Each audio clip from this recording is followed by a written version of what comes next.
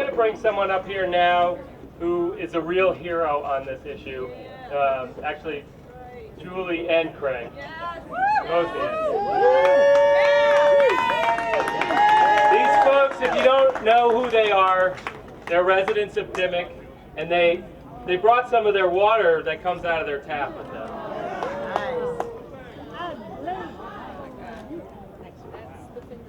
Yeah, this is water that came out of my tap after drilling began in the area for natural gas. Can I say that, this is going to happen to your well? I'm not sure, but is it worth the risk? No! I mean, this is water like it came out of my well before the drilling began. Now, I'd much rather drink this than I would that. Okay? Now, I can live without gas, but I can't live without my water. Right. And I don't think anybody else around here can, so why would you want to risk the watershed contaminating that? If you do that, are you going to want to live with a water buffalo in your garage like we do? We are starting our 3rd year of going through this stuff. It happened to us in September 11th of 08, and we've been battling it ever since. And you know what Cabot Oil and Gas tells us? It's not our fault. We didn't do it. I mean, come on. I mean, you have good water, then they drill, and then you don't have good water. So we know where it came from. It come from them. And we're in the process now of the DEP is trying to get us a water line down from Montrose to feed us with the fresh water. But they are sawing, and they're going. They don't want to hear anybody. The DEP has called them every day, and they won't answer the phone. They can dodge it, but they're not going to get away with it, and that's all it is.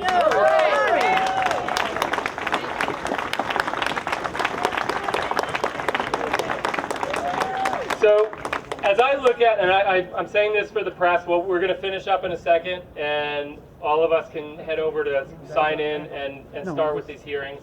I'm Wes Gillingham from Catskill Mountain Keeper, and when I look out across this crowd, that's what I see. I don't see individual faces. I see Fleeced and NIRAD and the Coalition to Protect New York and Shale Shock and Damascus Citizens, NRDC, Hudson River Keeper, Catskill Citizens for Safe Energy, Frack Action. Keep yell them louder. Sustainable at Seago.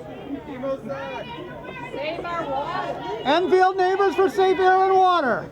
When I came to do this press conference this morning, I rushed down to the office at 5:30 this morning to try to print out a list of the groups, and I thought, we need to get people in there to testify. If I sit there and listed all these groups, it would take too long. This represents way more than the 300 people that are standing out here. And what we need to do is not let this happen in New York. I heard a quote the other day, and I've heard this a few times, it kind of gets recycled, that fracking and the industrialization and going after all these target formations for natural gas in New York is the biggest landscape change that's happened in the state of New York since the initial clearing of New York State. Well, let's have it be the biggest resistance since the initial clearing of New York State.